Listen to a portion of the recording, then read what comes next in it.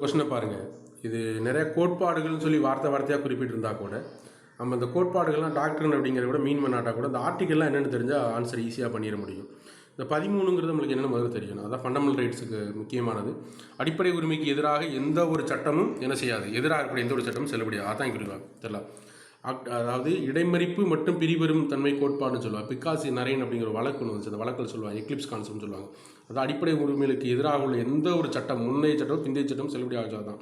31 என்ன கேட்டி அப்படின்னா சொத்து தடுப்பு உரிமை. தெரியல, சொத்து எடுத்துக்கொள்வதற்கான, சொத்து வைத்துக் கொள்வதற்கான உரிமை.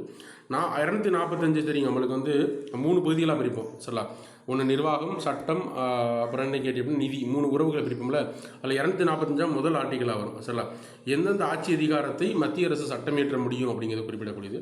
அதுக்கடுத்து 246 தான் என்ன கேட்டி அப்படின்னா எந்தெந்த பொருள்களில் சட்டம் ஏற்றுறதுக்கு மத்திய பிரிவு, மாநில பிரிவு, ஸ்டேட் பிரிவுன்னு சொல்லி 3 பிரிவுகளை வச்சுருப்பாங்கல்ல.